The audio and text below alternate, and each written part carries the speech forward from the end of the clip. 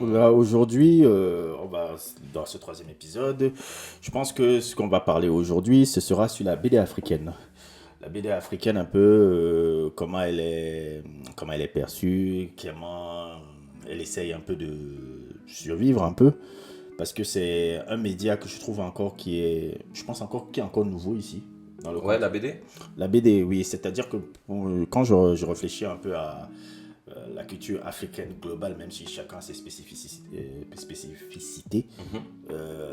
En Afrique, on vient d'une culture orale, comme tu as pu le remarquer maintenant, comme ça fait maintenant un certain temps que tu es là maintenant. On a une culture beaucoup plus orale qu'écrite.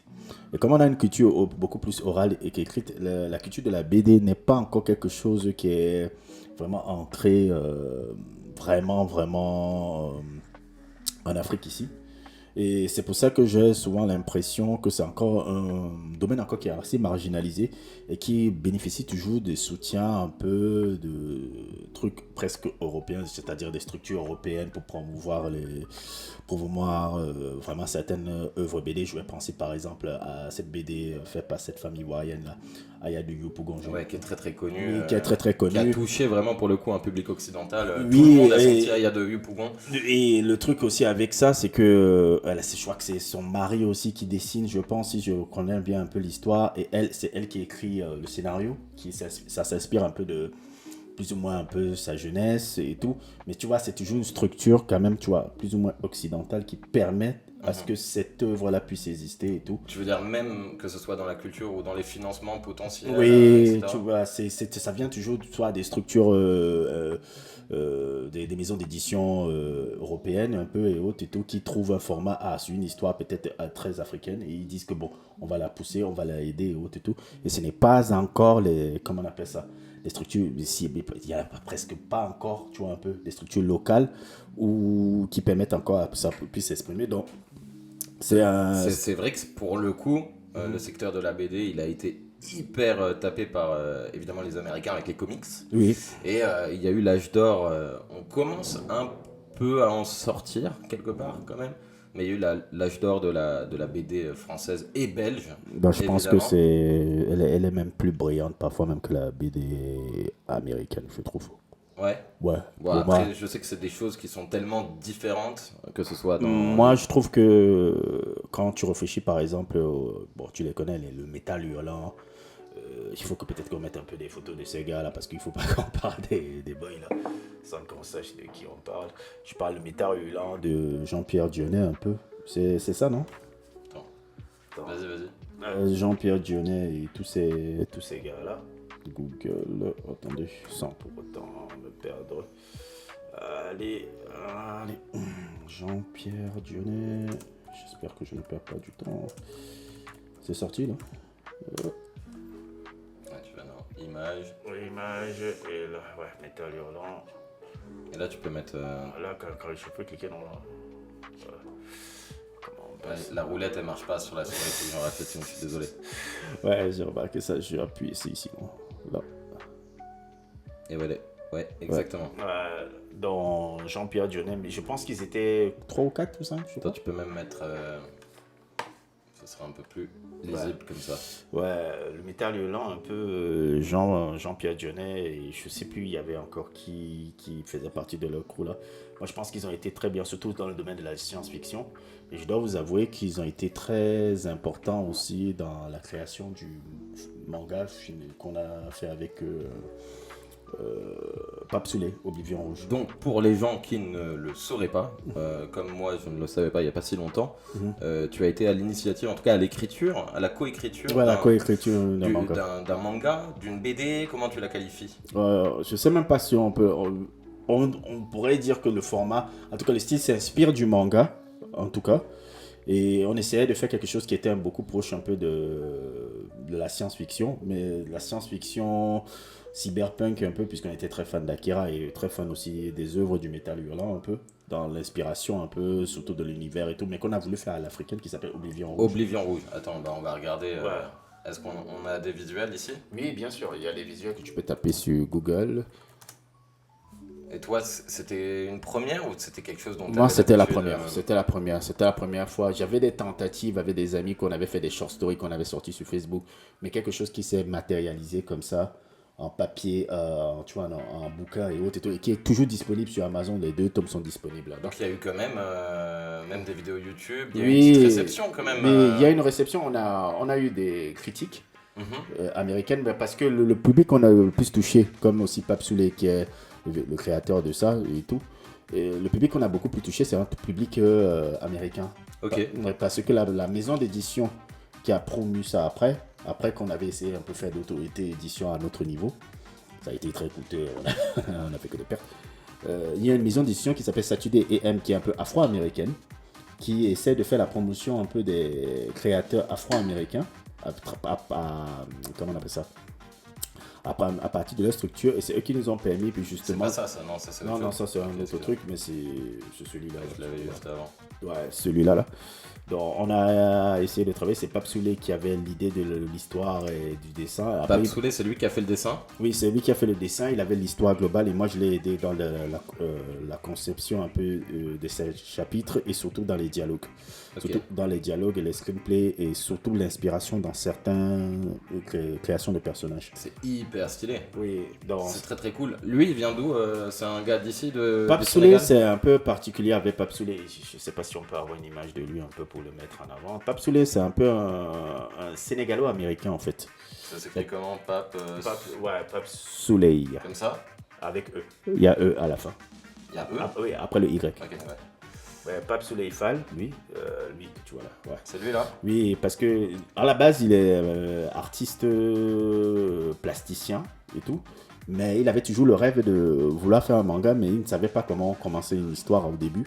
Donc il avait vu le film Sandalman qu'on avait fait, il connaissait ma culture cinématographique, il m'a dit, est-ce que tu peux m'aider à écrire justement le truc que j'ai en tête? Et à partir de là, on a commencé à travailler dessus pendant, on va dire, 1 an et demi, 2 ans. Et on a pu mettre en place le vendre d'abord avec nos propres moyens.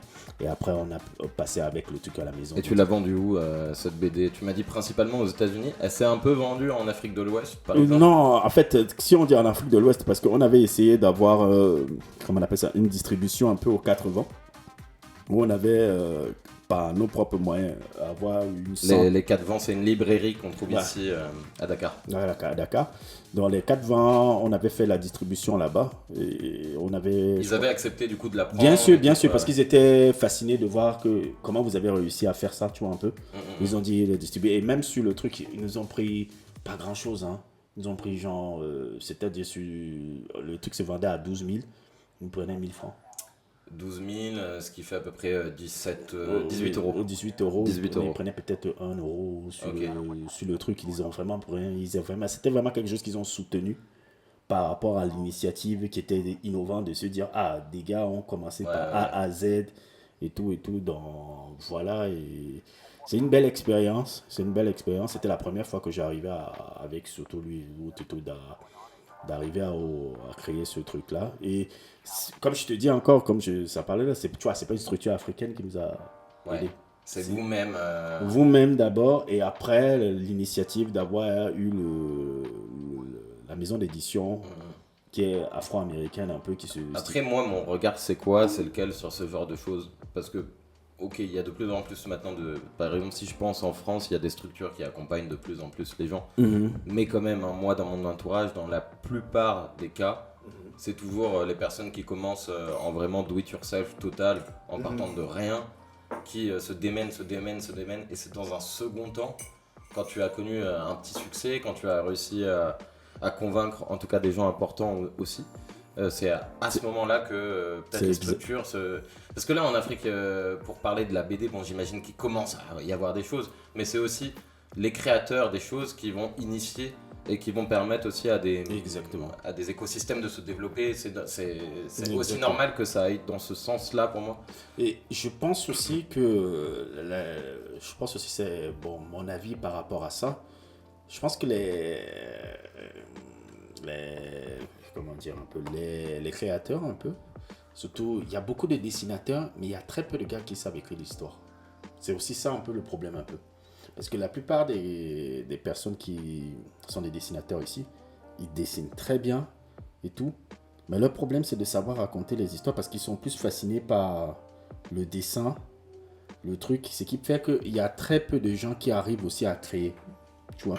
Parce qu'ils peuvent te faire des dessins extraordinaires, mais ils ne comprennent pas encore le truc que, derrière le dessin que vous voyez là, ce qui fait que le truc soit passionnant, c'est l'histoire qu'on raconte. Et quelque part aussi, j'imagine sentir un point de vue qui change un peu, Voilà. qui n'est pas celui que tu retrouves forcément des Américains, qui n'est pas celui Voilà, que tu retrouves exactement.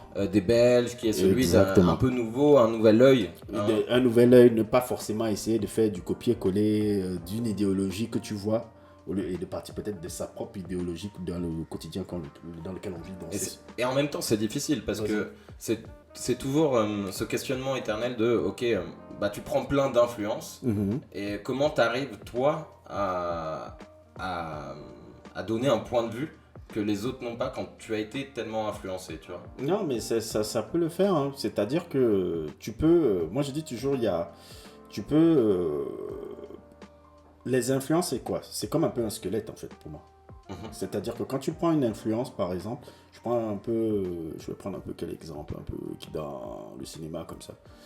On va dire un peu, bon, quand tu vois Kurosawa qui fait Yojimbo et comment il s'appelle, Sergio Leone. Le dernier samouraï, pardon. Yojimbo, le premier, et que Sergio Leone fait, comment on appelle ça, pour une poignée de dollars. Okay. C'est un remake un peu du truc. Oui, mais lui, il change, tu vois, un peu sur le point de vue western, alors que l'autre, c'est le samouraï. Effectivement. Donc, nous, c'est-à-dire un peu, c'est un peu comme ça, un peu comme nous aussi à notre niveau. On peut prendre aussi par rapport à nos. Comment on appelle, on peut raconter une histoire, mais par rapport à notre type de culture, par exemple, il y a beaucoup d'influences sur. Dans Oblivion, comment on appelle ça, des arcs de Naruto, des films qu'on a vus. Il y a des films comme Le Griot, un peu, qui est un film africain, je ne sais plus comment il s'appelle encore, le Malien qui a fait ça, qui nous a beaucoup influencé. Et ça permettait de nous donner un squelette, en fait, pour pouvoir faciliter notre écriture. Et vous avez un peu regardé ce qui se faisait à côté, parce que j'imagine que vous n'êtes pas les seuls. Oui, il y en a plein. Je vais te parler par exemple, il y a un monsieur là qui s'appelle Sedina je pense que c'est Sedina Issé ou Sedina So, je pense un peu, qui a créé un truc qui s'appelle Castor. Attendez, je vais mettre. Castor, ça s'appelle? Oui, je pense, hein. Sedina Issaso, je crois que c'est son nom. Attends, après je vais mettre ça, comme ça je perds pas du temps. Sedina, lui, il est beaucoup aidé par des partenariats. J'en profite, attends, parce que j'ai oublié de le faire. Quoi? Je vais mettre en story qu'on fait un live. J'ai oublié de le faire. Peut-être, Inch'Allah, ça va ramener des gens. Voilà, ce monsieur-là, voilà, vous voyez là. On a fait même un article sur lui, je vais mettre ça là. Ça, c'est qui lui? Sedina Issaso, attendez, je vais descendre là. C'est quelqu'un qu'on a rencontré aussi justement à l'époque où on faisait, comment on appelle ça, des ateliers. Je pas les ateliers, mais les trucs à la place du souvenir, là, quand il y avait les festivals de cosplay là, d'otaku. Des événements quoi. Enfin... Le même événement qu'on va faire après là, je sais pas encore. Des événements, ouais, vous étiez en mode avec un stand. Oui, il y avait un stand, et on l'avait rencontré là-bas. Et justement, il a ce truc-là qui commençait à faire, je sais plus le nom exactement, ça s'appelait, je crois que ça s'appelait Castor. Voilà, c'est ça, exactement, celui-ci là. Ça, c'était au Sénégal, hein? Oui, Cayor, c'est plutôt Cayor, oui, c'était au Sénégal. Et il commençait d'abord à faire le premier chapitre, et au fur et à mesure, beaucoup je sais pas si c'est l'Institut français ou l'Institut allemand qui a commencé à faire aussi la promotion de ses œuvres, et j'ai vu que de plus en plus, il a gagné une grande popularité. Je ne sais pas s'il est parti au festival d'Angoulême aussi à un moment donné. J'ai l'impression aussi. Donc, je prends 30 secondes. Ouais, vas-y. Donc, c'est aussi un créateur sénégalais qui est très truc, qui a fait une œuvre qu'ailleurs aussi, qui est très truc. Bon, l'histoire, ça ressemble plus ou moins... c'est un peu Naruto, mais à l'africaine un peu. Il y a plusieurs villages qui ont des problèmes. Il y a cet héros aussi qui est un peu un héros. L'histoire de Naruto, quoi. Désœuvré, blablabla. Mais je trouve que c'était une très belle initiative. Et ça a un sacré succès. C'est quelqu'un que... Ça a eu un succès ici? Oui, ça a un sacré succès, en tout cas dans les trucs des instituts. Et lui aussi, il fait des trucs des ateliers. Comme tu peux le voir là. Il fait beaucoup de trucs d'ateliers, et généralement et tout.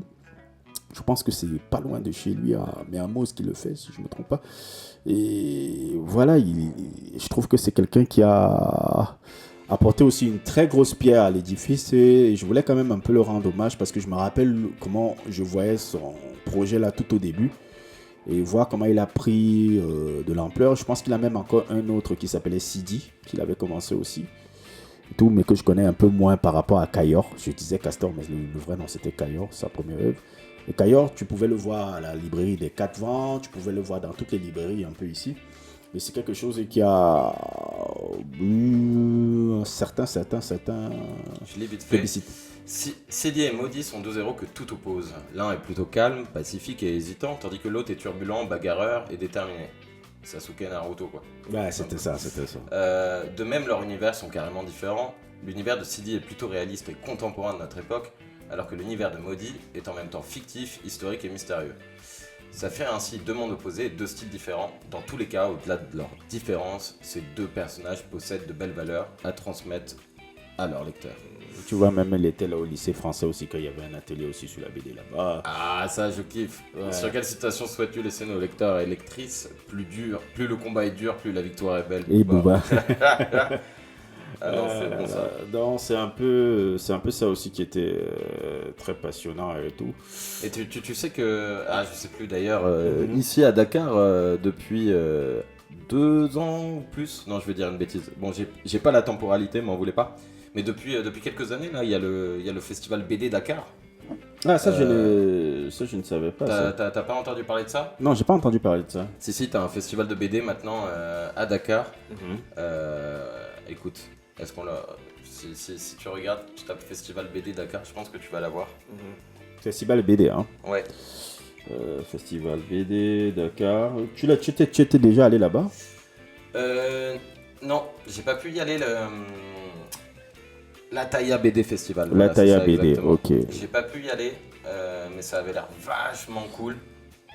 Pareil, hein, je sais, j'avais un peu discuté avec le directeur. Et il faisait ça avec 2 francs 6 sous. Je pense que Seydina était là-bas à l'époque là. Hein. Il s'est vraiment débrouillé. Mais comment on enlève ça? Poursuivre la lecture. Ouais.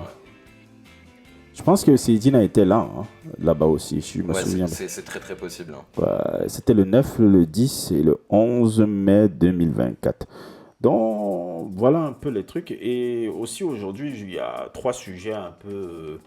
qu'on va essayer de voir un peu des sujets que j'ai vu un peu sur la toile, un peu sur les gens qui font un peu des thématiques. Un peu. Par exemple, il y a cette chaîne-là qui s'appelle Gara, qui passait du thématique un peu, peut-on dire que l'origine de la bande dessinée, peut-on dire que l'origine de la bande dessinée en Afrique européenne, je me suis dit un peu que c'est un peu intéressant de voir un peu ce documentaire, un peu comment c'est.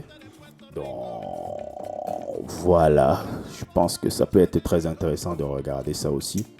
Gara. De la chaîne Gara. De la chaîne Gara, la chaîne Gara.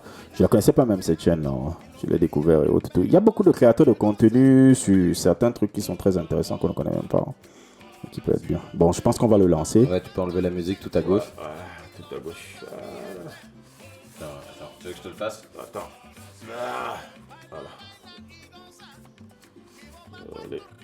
Allez, Cuba, ça sera une autre fois. Allez, là, et c'est parti. Salut à tous et bienvenue sur notre nouvel épisode de Gara News. Ici, c'est l'occasion pour tous les passionnés de comics et de gaming africains de se retrouver et de prendre des nouvelles de l'industrie. Moi, c'est Happy et je vais vous présenter tout ça. Alors, on est prêt ? Je trouve qu'ils font du très bon travail, les trucs de Gara là.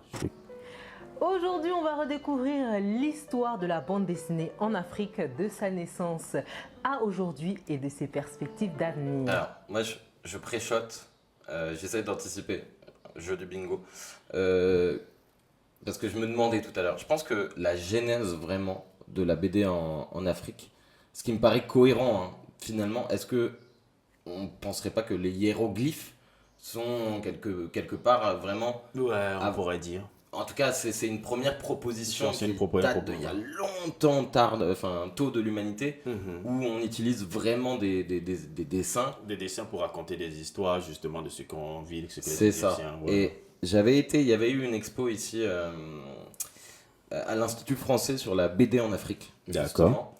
Et dans l'exposition, ils expliquaient quand même, de la même manière, tu retrouvais chez les Bamileke au Cameroun. On pouvait aussi dire que c'était parmi les premières, ouais. Il y en a certainement d'autres, hein, ouais.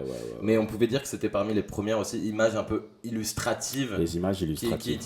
Qui étaient en avance quelque part sur la BD. Ouais, je pense que c'est vrai. Je sais pas c'est ce qu'elle va dire, mais... Peut-être c'est vrai, elle va dire ça, hein. On va voir.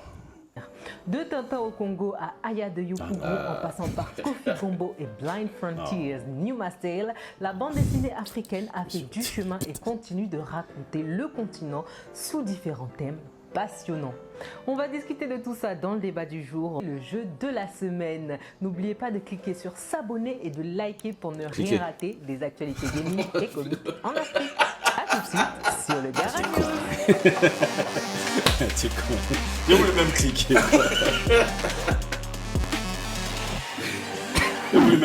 On va plonger dans l'histoire passionnante de la bande dessinée en Afrique et découvrir comment elle a évolué au fil du temps. La bande dessinée telle que nous la connaissons en Europe est arrivée en Afrique avec l'arrivée des Européens. Cependant, il existe quand même quelques exceptions intéressantes. Voilà. C'est là où... Non, mais elle va le dire. Qui nous montre que la culture du récit iconique existait déjà en Afrique avant l'arrivée des Européens. Ah, d'accord. Yes, elle a dit ça. Monsieur Faye. Dès le début du XXe siècle. Elle a dit ça, exactement. Le sultan Joya. Moi j'ai eu la chance d'aller dans les Grassfields par chez toi et de visiter exactement cet endroit. J'ai même droné ici, voilà, que de souvenirs. Et le truc là me faisait penser vraiment au truc de Orochimaru dans Naruto. J'étais là en mode quand je suis allé. Vous étiez c'est quel notable là-bas? C'est à côté de Bafoussam. C'est le truc de ma mère ça. Le nom de la ville, je ne l'ai plus. Ah là là, c'est terrible. Mais Bafoussam c'est le pays de ma mère ça. Ouais, on est en terre Bamileke. Et en terre Bamileke, c'est là-bas que tu retrouves ce truc-là, juste à côté du bois sacré d'ailleurs. Et voilà, non mais j'avais vu ce truc, je l'ai vu en vrai, mais on était comme des fous quoi. Mais est-ce que tu as encore le Ndop ici là? Peut-être on peut les montrer un peu. Ouais, je vais aller le chercher si tu veux. Ouais, peut-être on peut les montrer un peu les trucs un peu. Mais en tout cas c'est ça, tu vois, j'ai dit Bamileke. Ouais, c'est bien. C'est qu'elle a dit français déjà, j'ai passé déjà la tête, je disais ok, bon. Allez on y va. Fumban, merci. Le royaume Bamoun a développé un art graphique proche de la bande dessinée dès le début du XXe siècle. Le sultan Joya, célèbre pour avoir créé l'alphabet de Bamoun, a encouragé les artistes calligraphes à s'exprimer également à travers le dessin. C'est ainsi que Johannes Yerima, rebaptisé Ibrahim Joya, est devenu l'un des artistes les plus importants du royaume. Il a adapté des contes locaux en conjuguant dessin et texte, ce qui peut être considéré comme les premières bandes dessinées camerounaises. À La Réunion, dans l'océan Indien, la bande dessinée a également trouvé sa place. Après l'abolition de l'esclavage en 1848, Adolphe Potémon et Antoine Roussin ont fondé La Lanterne Magique, une revue satirique. Cette revue contenait des illustrations légendaires et des planches qui peuvent être considérées comme les premiers essais de bande dessinée réunionnaise. Les Bamileke, vous êtes trop forts, hein. Pardon. Ouais. Je suis moitié Bamileke. Oui, c'est pour ça que je te dis ça. Souvent, on en revient à des trucs des Bamileke. Attends, je vais essayer de trouver le Ndop. Le Ndop, en fait, pour ceux qui ne savent pas ce que c'est, le Ndop, c'est un tissu un peu Bamileke et tout, qui sont souvent portés, si je ne me trompe pas, je ne veux pas raconter des conneries, hein. Je pense que c'est porté par les rois et tout. Les rois, les notables, les trucs comme ça. Bon, je pense que c'est plus les rois que les notables, si je ne me trompe pas. Parce que moi, ma culture Bamileke est un peu à l'ouest, parce que je viens de 2 tribus au Cameroun, parce que c'est souvent très rare. Ma mère est Bamileke et mon père est Bassa. Mais j'ai plus grandi dans la culture Bassa que la culture Bamileke. Donc, c'est un peu plus compliqué pour moi de décrire la culture Bamileke. Mais il va vous le montrer là. Voilà, cette tenue-là. Attends, on va mettre ça en grand écran là. On va mettre mettre ça en grand écran. Alors, ça c'est une réplique, hein, c'est pas le vrai, parce que le vrai Ouais, sacré coûte c'est pas le vrai. c'est pas le vrai qui est fait main, évidemment, qui est souvent utilisé pour les cérémonies. C'est un tissu sacré en fait. C'est un tissu sacré. Mais c'est les motifs que vous retrouvez ici, qui sont incroyables, qui auront même, ça je m'en sers pour faire des chemises, des habits, etc. Et tu sais que même ces motifs-là, ils ont inspiré, ou je sais pas si on peut dire, ils se sont fait voler par la mode, notamment Dior, etc. Donc, ils volent toujours, hein. Ils sont toujours là. Hein. Ouais. Ah, même Qui ont été repris plus tard par la fashion, le monde de la fashion. T'as pas vu que Chanel était là aussi pour voler les trucs artisanaux ici. Bref.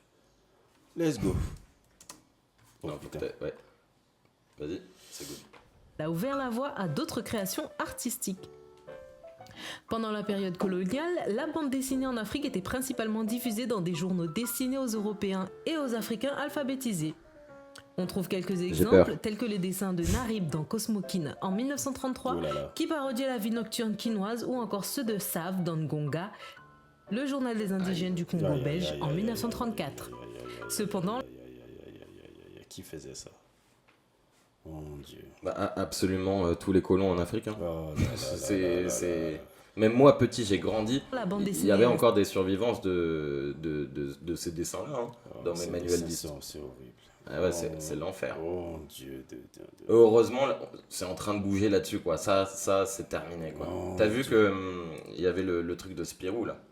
J'avais pas vu qu'est-ce qu'il y avait se passer sur Spirou, là. T'as pas vu le truc de Spirou? Ils ont sorti une BD Spirou. Ouais. Et le gars a fait tous les personnages noirs en singe. Oh mon Dieu. En pensant que ça allait passer en 2025. C'est encore plus terrible que Tintin au Congo. Bah en fait, ouais, c'est pire parce qu'aujourd'hui, tu sais, mais en gros, lui, ça lui a fait un coup marketing de malade et ce qu'il voulait faire, c'était un peu. Un coup marketing, quoi. Ouais, le gars était en mode, ouais, on peut plus rien dire, et bah je vais le faire quand même parce que moi je suis un fou, et je vous emmerde. Voilà, c'était à peu près. Mais il s'est fait tomber dessus, hein, elle a été retirée de la vente et tout. Bien fait. Mais pour dire que, ouais, bon, ce genre de truc-là. c'était largement méconnu des Congolais en raison des obstacles administratifs et financiers imposés par l'administration coloniale. Bien sûr. L'influence des bandes dessinées européennes, notamment celle de Tintin, a été marquante pour de nombreux jeunes. Tu vois, ça, c'est ce que tu racontais du soft power, ça. Et faut savoir, hein, jusqu'à aujourd'hui, pour les gens qui nous écoutent, les statues de Tintin, on les retrouve toujours. Il y a plein de gens qui en vendent dans les trucs touristiques. Et que ce soit à Dakar ou même, moi j'ai été à Kinshasa, et sur les bords de la route, il y avait encore... le Tintin au Congo, là. Ouais, ils vendent encore plein de statues. On pourra faire un truc un jour là-dessus, parce que c'est vraiment intéressant ces histoires de statues et l'ancrage colonial qui reste même de manière générale dans le subconscient. Parce que ça reste dans le subconscient, hein, ce truc-là. fait. Ça reste dans le subconscient d'avoir encore cet héritage colonial à travers ces œuvres, voilà, et à travers ces trucs des statues-là. Parce que ça fait encore ce rapport de force encore, qui est encore présent un peu dans notre terre. En RDC, donc au Congo, à 1 heure de Kinshasa, il y a encore un énorme restaurant qui s'appelle Tintin, et c'est des Congolais, je crois, qui tiennent ça. Enfin, c'est que Tintin. là, il y en a pour beaucoup, ils se rendent même pas compte, mais en même temps, ils font partie d'une génération où on a normalisé ça, on leur a brain le cerveau avec ces trucs-là, donc... C'est compliqué. Africains. Tintin au Congo a influencé des générations d'auteurs congolais qui ont souvent cité Tintin comme l'une de leurs lectures préférées. En 1969, après avoir été interdit de diffusion sur le territoire congolais dans les années 50 par les autorités coloniales, Tintin au Congo a finalement été publié dans l'hebdomadaire congolais Zaïre pour le plus grand plaisir des lecteurs. Mais à partir des années 50, avec l'indépendance croissante des pays africains, la bande dessinée a progressivement passé dans les mains d'auteurs africains.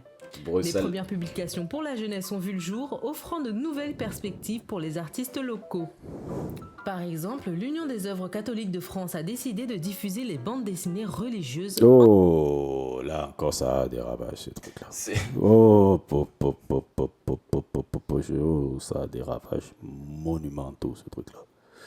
Monumentaux. Et chez nous, ça, c'est beaucoup plus que même la chrétienté. Pour les témoins de Jéhovah. Je ne sais pas si tu es au Congo, comment ça se passe et dans les autres pays d'Afrique centrale, mais pour les témoins de Jéhovah, ce truc-là a été ouf. Hein? Quoi ça? C'est-à-dire un peu les trucs des dessins et autres et tout. Je pense même qu'il y a une communauté très forte au Cameroun des témoins de Jéhovah. Ok.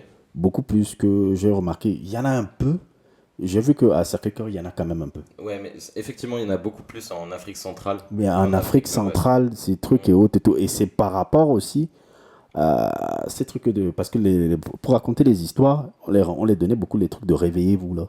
Comme il y a des dessins, il y a des trucs... Il y a plein de gens qui ont été évangélisés par rapport à ces histoires-là, tu vois un peu.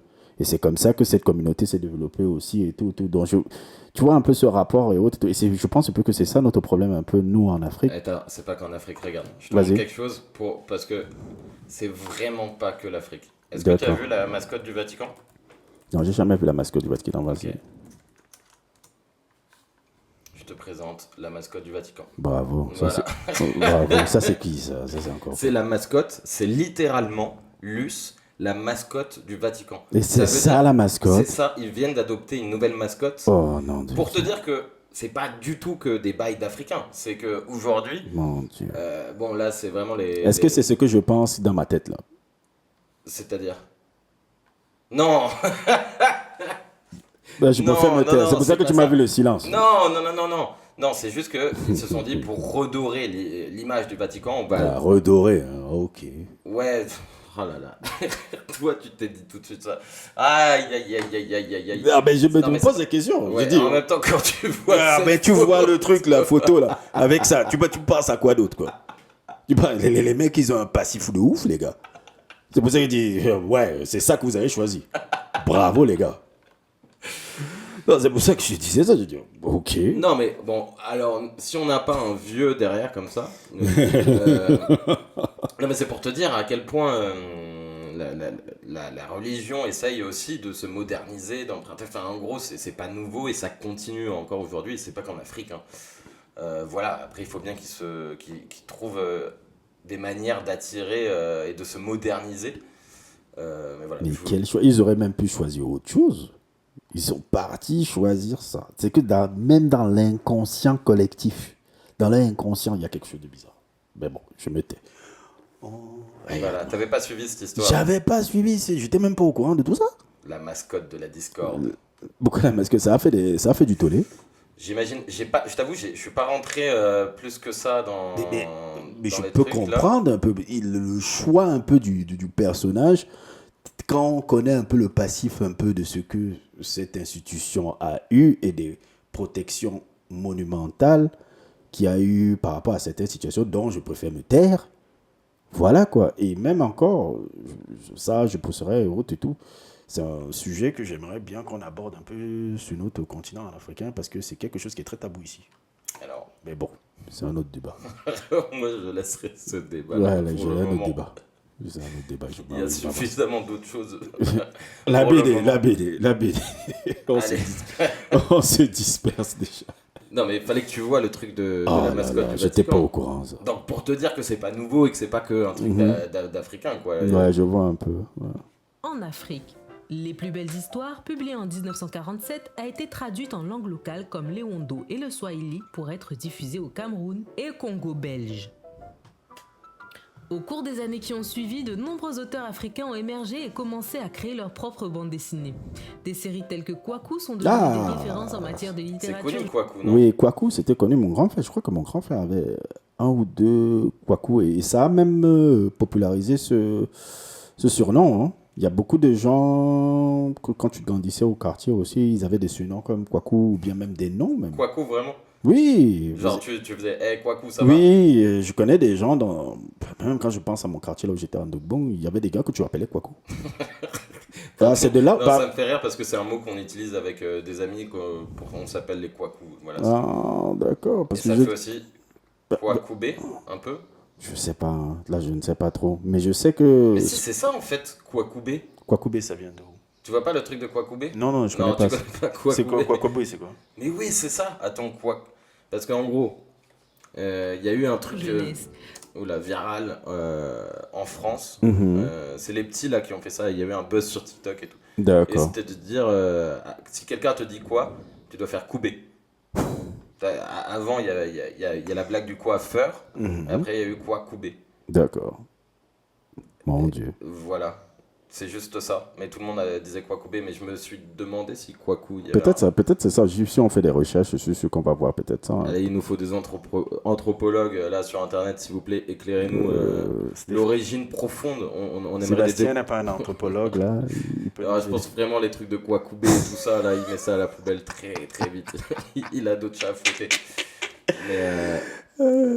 Kwaku était un magazine distribué gratuitement dans les écoles et il présentait les aventures positives d'un enfant curieux et drôle, permettant aux jeunes lecteurs africains de s'identifier à lui. Tu vois, par exemple, ça c'est des bons trucs, ça. Quand tu vois, par exemple, l'héritage un peu colonial, mais que tu le détournes, en fait. Ça, c'est des trucs qui sont bien, ça. C'est-à-dire que tu prends un peu, il y a ton héritage colonial qui est là, mais tu l'utilises, cet héritage, en un outil que tu travailles. Te réapproprier. Voilà, te réapproprier un peu le truc. C'est quelque chose que je trouve que les Asiatiques ont...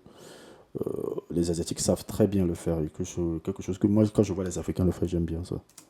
On a également vu des journaux se spécialiser dans la bande dessinée comme Wish en 99 en Côte d'Ivoire à partir d'une idée de Zohoré Lassane, Hilary Simplice, Bledson Mathieu et Adrien Bonnet. Avec l'avènement des nouvelles technologies, la bande dessinée africaine a trouvé de nouveaux moyens de s'exprimer.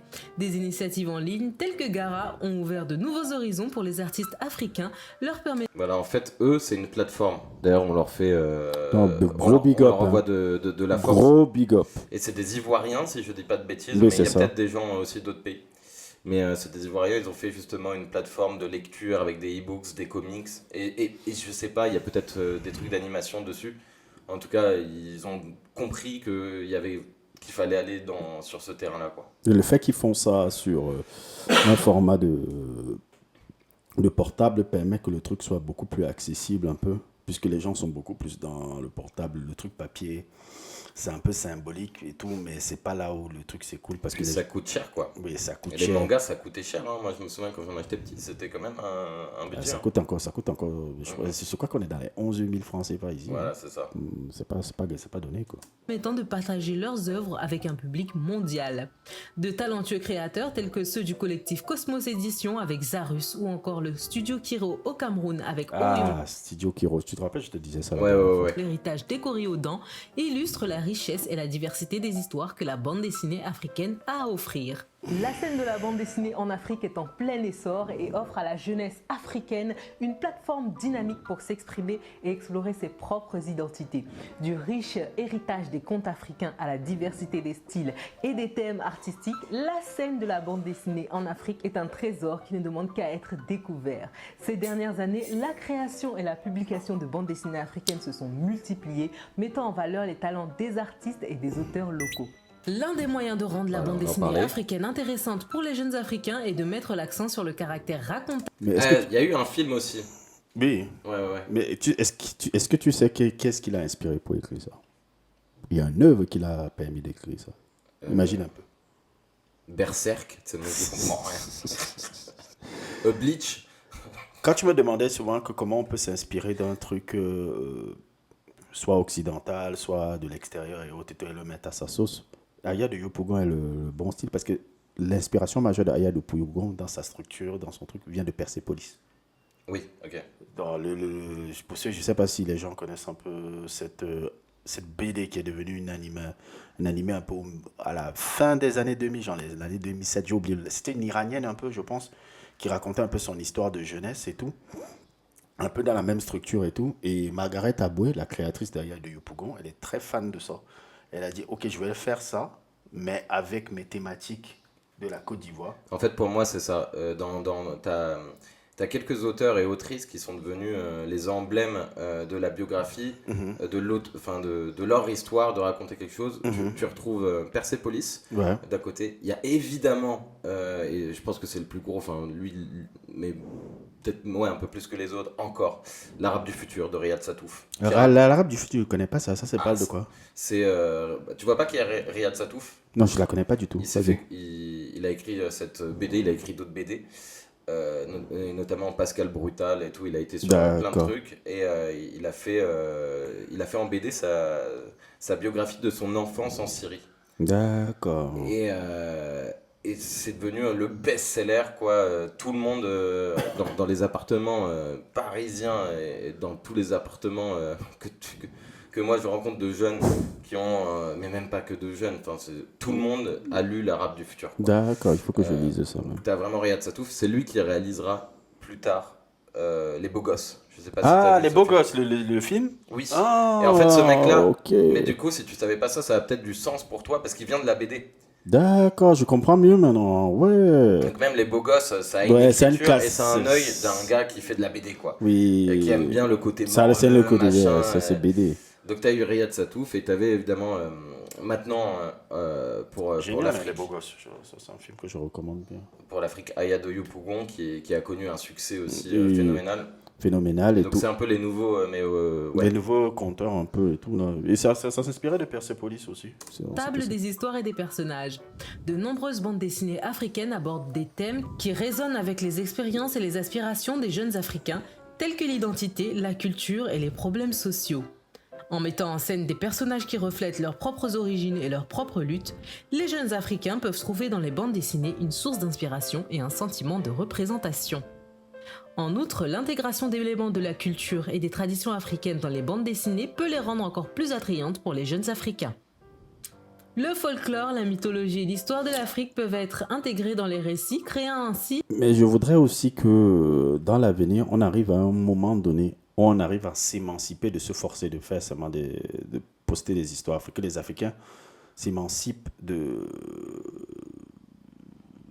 comment on appelle ça, de raconter des histoires africaines. Je ne sais pas si tu comprends un peu ce que je veux dire par là. Toi, tu veux dire quoi C'est-à-dire que ne pas toujours se dire que il faut qu'on évoque des trucs qui... Que ça soit trop... En fait, toi, tu dis que ça soit pas forcément trop suréducatif. Voilà, exactement. Qu'on écrit des histoires qu'on a envie d'écrire. C'est-à-dire que si je veux faire même une histoire qui parle d'un toubab européen, de trucs sans pour autant qu'on te dit, ouais, c'est pas africain, c'est africain. Tu vois un peu? Moi, je veux qu'on arrive à un moment donné où on s'émancipe même encore, tu vois, un peu de ça. C'est-à-dire que que en tout cas, ça soit pas une obligation. Voilà, exactement. Comme quand, par exemple, vous en France, il n'y a pas une obligation qu'il y a un truc à la française. Après, moi, j'imagine, je suppose, c'est Toubab qui pose la question là, mais l'Afrique a tellement besoin de se réapproprier son narratif et son histoire. Il y a tellement de choses à dire sur l'histoire de l'Afrique que c'est un puits sans fin, quoi. Et que du coup, j'imagine qu'il y a aussi beaucoup de gens qui utilisent ces médias-là, donc le dessin, la bande dessinée. Et tu peux tellement raconter des choses aujourd'hui.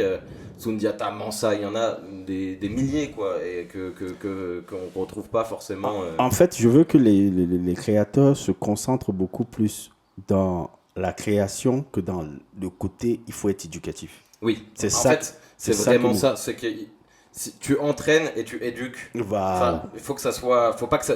Si on te dit tout de suite, c'est que de la suréducation, tu vas perdre la magie que tu auras. C'est ça que tu veux dire? C'est exactement ça. Parce que je veux que, tu vois un peu, on ne soit pas là en train de dire, ouais, dès qu'il y a un mec qui veut commencer à créer quelque chose, la première truc, il faut que j'éduque sur ça, sur ça. Non, il faut que tu crées d'abord et autres. Et après, et autres. C'est pour ça que tu vois un peu, sans vouloir faire un peu du name dropping, Sandalman, c'était un peu ça, un peu.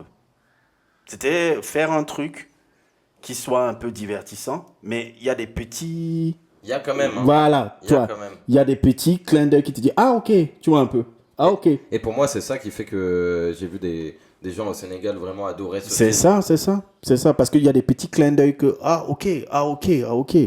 Donc, moi, c'est un peu aussi comment on appelle ça, comment on appelle ça, quelque chose qui me tient à cœur aussi, que les créateurs africains ne doivent pas se casser la tête toujours à aller dans l'éducation. Qu'est-ce qu'il y a dans le chat? Non, je sais pas, c'est des messages qui m'énervent. Je sais même pas comment on supprime.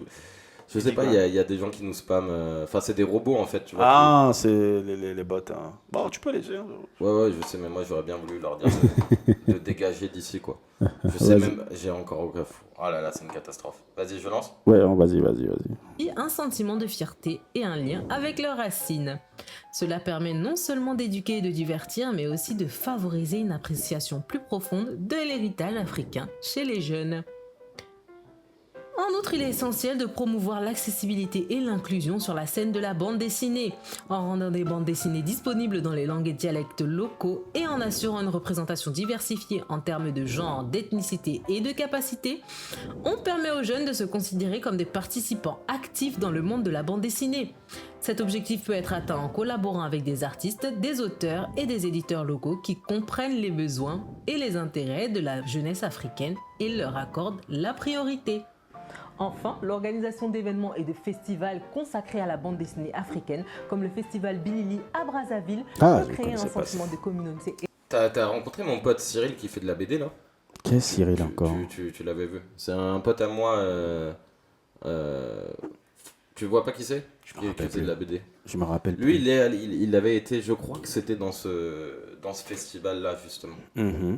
Et il m'en a dit beaucoup de bien. Ah. Voilà, lui, il fait d'ailleurs moment pub, mais il est dans un groupe qui s'appelle Battle BD. Où ils font en fait de l'impro en bande dessinée sur scène. Il y a un DJ, il y a un mec qui fait un peu le MC.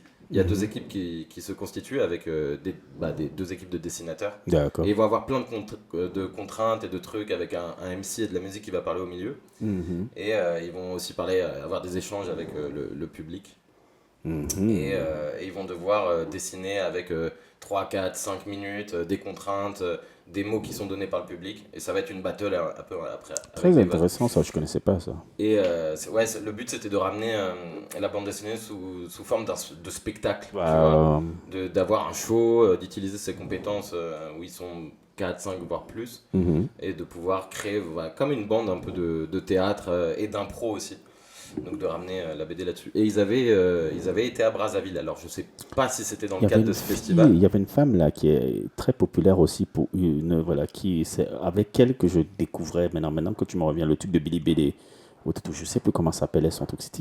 J'ai oublié le nom de cette femme là. Elle était même avec son mari aussi qui avait les lunettes là. Elle créait la BD. Je pense qu'elle vient du Cameroun en plus. J'ai oublié son nom. Bref, ça m'énerve. Bon bref, c'est pas grave. Vas-y, attends, je mets la suite. Et d'enthousiasme. Ces rassemblements permettent aux jeunes Africains d'interagir avec les créateurs de bande dessinée, de participer à des ateliers et à montrer leurs propres talents. Donc en favorisant un environnement propice et stimulant, la scène de la bande dessinée en Afrique deviendra un espace où les jeunes Africains peuvent explorer leur créativité, se faire connaître et nouer des liens avec des personnes partageant les mêmes idées. Donc n'oubliez pas d'explorer ces œuvres fascinantes et de soutenir les artistes africains sur le store Gara. Merci de nous avoir rejoints pour cette exploration approfondie de l'histoire de la bande dessinée. Merci à vous. On se retrouve bientôt. Mais merci à vous. Franchement, merci. Franchement, bravo. Cette chaîne-là, franchement, donnez-les la force. Allez vous abonner vraiment sur la chaîne Gara. C'est une chaîne vraiment qui fait un boulot incroyable.